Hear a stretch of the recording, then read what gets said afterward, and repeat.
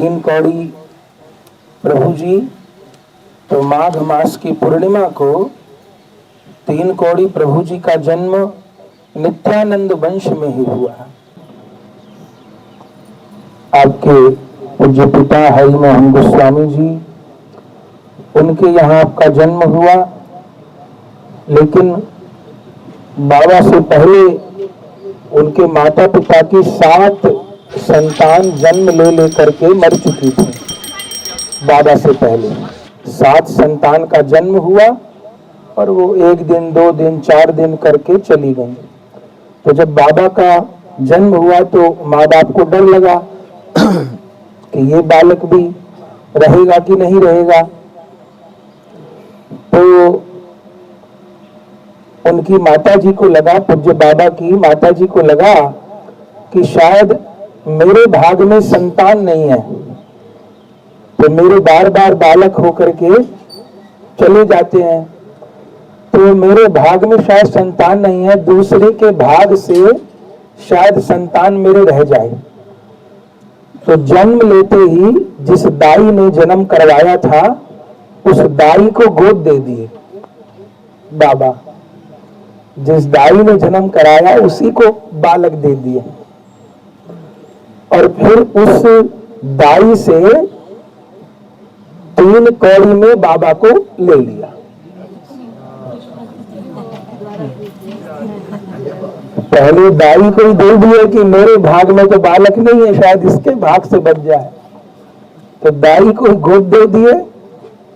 फिर उन्हीं से उसको 3 कौड़ी दे करके बालक को खरीद लिया, तो प्रभु का नाम हो गया 3 कौड़ी गोस्वामी। फिर जीवन भर, चरित्र तो आगे बोल रहे हैं, पर जीवन भर उनका फिर यही नाम रहा। माता पिता भी उनको 3 कौड़ी बोलते रहे और फिर यही नाम उनका जगत में भी प्रसिद्ध हो गया। बाद में फिर बाबा का बहुत सुंदर से लालन पालन हुआ। बाबा का नाम था श्री किशोरी किशोरानंद गोस्वामी। उनका नाम है किशोरी किशोरानंद गोस्वामी, लेकिन ये नाम कम ही जानते हैं। 3 कौड़ी प्रभु, 3 कौड़ी प्रभु, 3 कौड़ी प्रभु, यही बहुत नाम प्रचलित हुआ। तो गोस्वामी परंपरा में जन्म लिए, लेकिन आप ऐसे महापुरुष हुए कि जो गोस्वामी परंपरा में जन्म लेकर के भी 2 परंपराएं हैं, गृहस्थ वाली परंपरा है, एक विरक्त वाली परंपरा है, तो आपने विरक्त परंपरा को स्वीकार किया।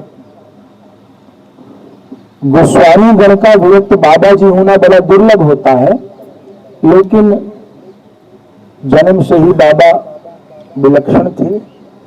तो वो जो दाई थी उनको भी माँ बोलते थे, जिसको गोद दे दिया उसको भी माँ बोलते थे, और अपनी माँ तो उनकी माँ थी ही। तो बाबा सुखपूर्वक विराजमान रहे। और अब आचार्य महापुरुषों के रूप में तो भगवान के परिकर ही आते हैं, सामान्य पुरुष बाबा थे ही नहीं। नित्यानंद की कृपा ही उनके रूप में प्रकट हुई। वृंदावन से बाबा को अत्यंत प्रीति थी।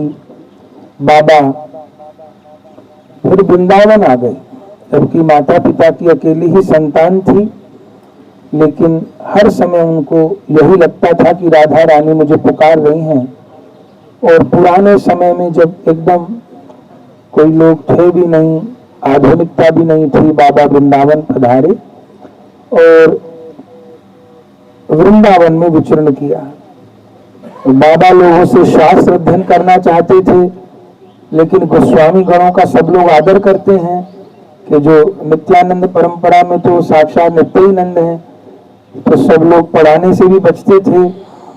पर बाबा ने सब प्रकार से अध्ययन किया और उसके बाद में बाबा का सबसे मुख्य चरित्र यही है, कोई बहुत घटनाक्रम नहीं है, बस बाबा भजन रस में डूब गए। ऐसा उन्होंने भजन किया पूज्य बाबा ने कि उनको देह की सुधि नहीं रही।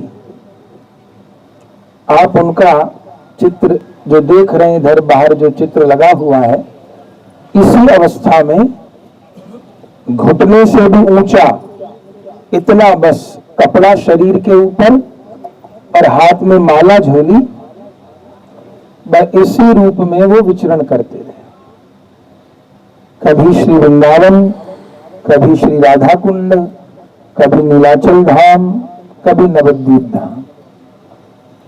और इस कदर वो लीला रस में निमग्न हो गए कि बाबा को देह का अनुसंधान नहीं रहता था। हर समय उनकी नाक से श्लेष्म गिरता रहता था, आंखों से अश्रु प्रवाह होता रहता था, मुख से लार गिरती रहती थी हर समय। माने उन्मत्त प्रेम में उन्मत्त दशा उनकी हो गई। नाम ग्रहण करके उनकी कैसी अवस्था कि माने कम आयु में भी उनको बिल्कुल शरीर की सुधि नहीं रही। और ऐसी अवस्था में पूज्य तीन कौड़ी प्रभु जी को जो सेवक मिले, वो पूज्य बरसाना धाम में जो विराजते हैं पूज्य बाबा श्रीपाद विनोद बिहारी दास बाबा जी, जिनको सब लोग विनोद बाबा जी बोलते हैं, वे आपके ही श्री चरण आश्रित हैं। तो पूज्य जो प्रिया कुंड वाले बाबा हैं, वे आपकी सेवा में रहे और एक दो दिन सेवा में नहीं रहे, संपूर्ण जीवन सेवा में रहे। और अभी कहा कि और चरित्र में तो लिखा है अस्वस्थ अस्वस्थ काहे के अस्वस्थ, वो तो लीला राज्य में डूबे थे। और इतना कि उनको स्नान भी कराना पड़ेगा, उनको हाथ भी धुलाने पड़ेंगे, बैठे हैं तो बैठे ही रह जाएंगे, देह की सुध बुध नहीं रही। और ऐसी अवस्था में पूज्य प्रिया कुंड वाले बाबा, उन्होंने कैसी गुरु महाराज की सेवा की। अरे राम प्रणाम। जो प्रिया कुंड वाले बाबा जी में अभी वैराग्य का दर्शन होता है, भजनानंद का दर्शन होता है, वो उनके गुरुदेव की दी हुई उनको संपत्ति है। गुरु लोगों की सेवा कभी निष्फल नहीं जाती है।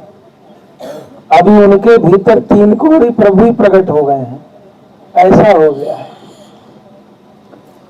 वो बरसाने वाले पूज्य बाबा रात को आप समझिए कि 12 बजे के बाद तो सोते होंगे और सुबह 3 से 4 बजे के बीच में उठ जाना, और फिर सवेरे 4 बजे से लेकर के और उसके पहले से, और फिर दोपहर में 2 बजे तक, 3 बजे तक, 4 बजे तक 12-12 घंटे एक आसन पर भजन करना, एक समय थोड़ा सा आहार करना, प्रतिदिन श्री बरसाना धाम की बड़ी परिक्रमा करना, कीर्तन करना, जितने व्रत होते हैं उन सब को निर्जल निराहार करना, प्रत्येक एकादशी को रात्रि भर जागरण करना।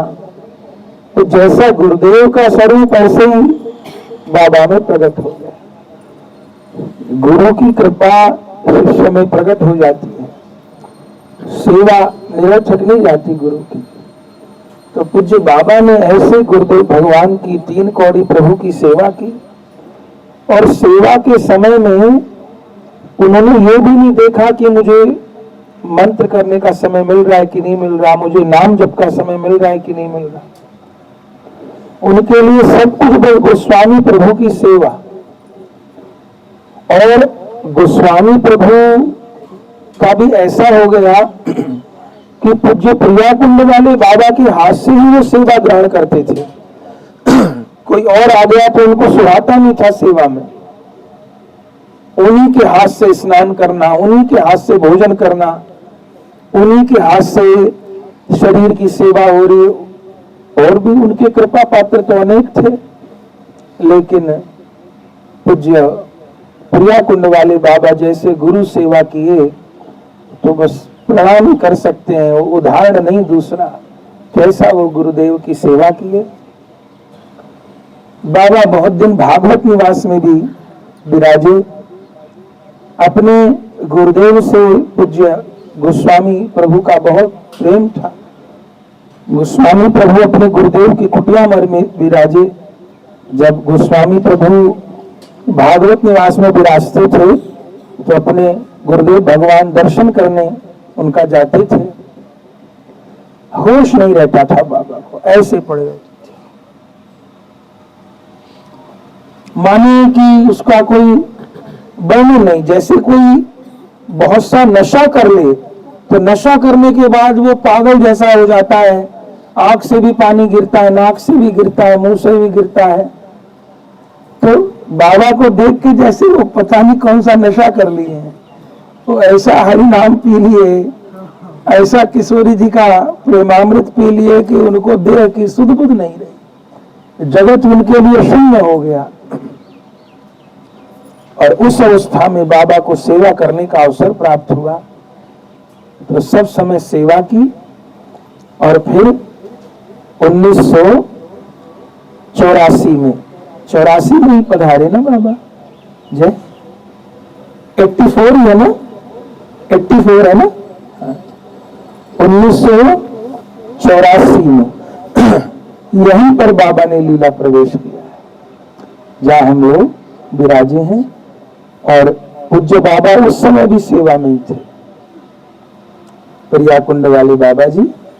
तो अंतिम समय तक गुरुदेव भगवान की सेवा में रहे और यही बाबा लीला में प्रवेश किए और आज भी समाधि के रूप में विराजमान है। महापुरुष कहीं नहीं जाए, गौर परिकर रूप से, अब वो तो नित्यानंद प्रभु के स्वरूप है, तो नित्यानंद परिकर गौर परिकर के रूप से गौर लीला में गौर की चरण सेवा करें, मंदिरी स्वरूप से जुगल सरकार की सेवा करें। और जहां भजन किए वहां समाधि मंदिर में भी वो अपने भजनानंदी रूप में विराजमान रहे। जो उनका भजन का सुख है वो भी तो नित्य है, सेवा करके जो सुख मिलता है वो तो अलौकिक है, लेकिन भजन करके उन महापुरुषों ने जो सुख लिया है वो सुख कोई सामान्य थोड़ी है। तो यहाँ भजनानंदी रूप में विराजमान है, गौर लीला में गौर की सेवा में विराजमान है, और जुगल लीला में मंजरी स्वरूप से जुगल की सेवा में विराजमान है, और अपने सेवकों के रूप में भी वही विराजमान है, अपने श्री चरणाश्रित शिष्यों के रूप में। तो आज 3 कौड़ी प्रभु जी को प्रणाम कर रहे हैं। ये सब स्थान ऐसे हैं कि महापुरुष की वाइब्रेशन से परिपूर्ण है। यहाँ पर बैठना भी भजन है, यहाँ की रज को माथे से लगाए तो धन्य हो गए। यही असली नवद्वीप है, जहाँ महापुरुष लोग अपने ठाकुर को याद किए, यही बाबा विचरण करते रहे, भजन करते रहे। आज समाधि रूप में हम सबको दर्शन प्रदान कर रहे हैं।